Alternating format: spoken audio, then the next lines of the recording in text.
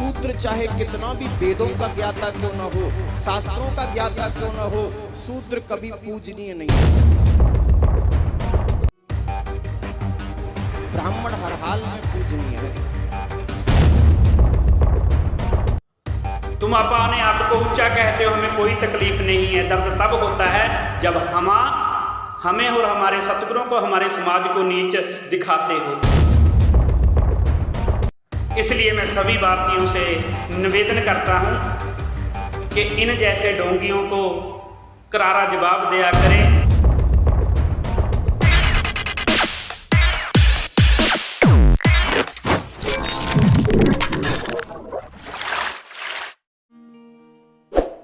अब भगवान ने जो लिखा उसको भी हम ना माने तो ये तो अज्ञानता हो गई ना। ये तो बहुत ही अज्ञानता हुई हमारी कि हम भगवान की भी ना माने। फिर तो हम भगवान से भी बड़े हो गए। तो पूजिए विप्र सकल गुणहीना और शूद्र न गुण गण वेद प्रवीणा।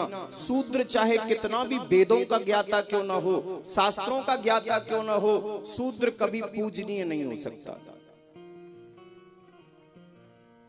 ब्राह्मण हर हाल में पूजनीय है।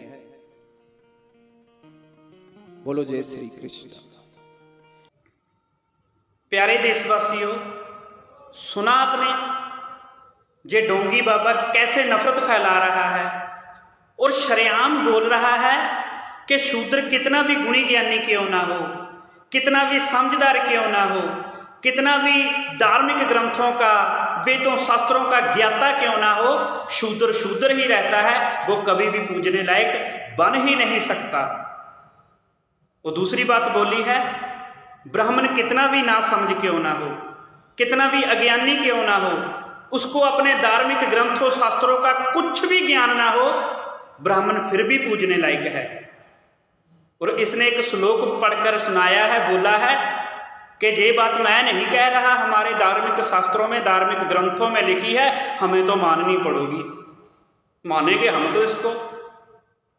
और मैं इसको बताना चाहता हूं, ये वीडियो उसके पास जरूर पहुंचाने का प्रयास करिएगा। इस जैसे ढोंगियों को हमारे जगत पिता श्री गुरु रविदास महाराज जी ने आज से 600 साल पहले अपनी वाणी में जवाब दे दिया था और एक श्लोक उच्चारा था। उन्होंने लिखा है, रविदास ब्राह्मण मत पूजिए, जो होवे गुणहीन पूजो चरण चंडाल के, जो होवे गुण प्रवीण।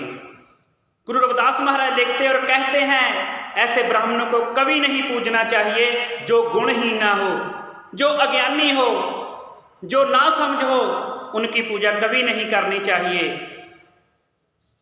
और उस चंडाल के तो चरण पकड़ लेने चाहिए, उसको तो पूजना चाहिए, उनके चरणों में अपना नतमस्तक रख देना चाहिए, जो ज्ञानवान हो, समझदार हो, अपना और दूसरों का जीवन बदलते हो। जैसे सतगुरु नामदेव जी, सतगुरु कबीर जी, सतगुरु रविदास महाराज जी खुद हैं, इन्होंने लोगों के जीवन बदल दिए। जो गुलामी का लोगों पर इन्होंने जाल बसाया हुआ था, गुरु रविदास, गुरु कबीर, गुरु नामदेव, गुरु नानक ने इनकी गुलामी काट दी। और क्यों नहीं पूजना चाहिए इन सतगुरुओं को, रहबरों को? इस बात का जवाब हमारे सतगुरु ने दे दिया है। आपकी तरह नफरत नहीं फैलाया और समझाया है किन ब्राह्मणों को नहीं पूजना चाहिए, जो जातिवाद को बढ़ावा देते हैं, जो छुआछूत भेदभाव को बढ़ावा देते हैं, जो वर्ण व्यवस्था को कायम रखना चाहते हैं। गुरु रविदास महाराज कहते हैं इनको नहीं पूजना चाहिए और इनको ब्राह्मणवाद की कैटेगरी में खड़े कर देते हैं गुरु रविदास महाराज जी। एक ब्राह्मण होता है, दूसरा ब्राह्मणवाद। जितनी भी दुनिया है, दुनिया में जितने भी समाज पाए जाते हैं, सभी समाजों में अच्छे और बुरे लोग पाए जाते हैं। सभी को तो बुरा नहीं बोल सकते। इसीलिए जो ब्राह्मण भाईचारा है हमारा, उसमें अच्छे लोग भी हैं, उनको नहीं गुरु रविदास महाराज बोल रहे हैं, उनको तो बोलते हैं जो इंसानियत को बढ़ावा देते हैं, उनको तो सतगुरु की वाणी, सतगुरु कबीर साहब महाराज जी के कहते हैं, अगर वो ब्राह्मण है तो वो हमारे भाई हैं, हम उन्हीं को ब्राह्मण कहते हैं। कहो कबीर जो ब्रह्म विचार है सो ब्राह्मण कहियत है हमारा। जो ब्रह्म को जानते हैं, समझते हैं, सभी इंसानों को एक समझते हैं, किसी के साथ भेदभाव नहीं करते, छुआछूत नहीं करते, जातिवाद को खत्म करना चाहते हैं, ऐसे ब्राह्मणों को हम ब्राह्मण भाई कहते हैं।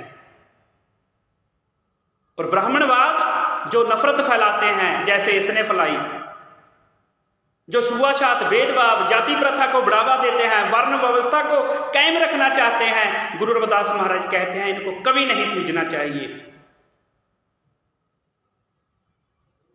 इसके श्लोक का जवाब तो हमारे सतगुरु ने दे दिया था। हम इतने भी मर नहीं गए, इतने भी गए गुजरे नहीं हैं कि आपको जवाब ना दे पाए। कभी फुर्सत मिले तो सतगुरु रविदास महाराज जी के इस श्लोक को पढ़ लेना और अपनी घर की दीवार पे लगा लेना।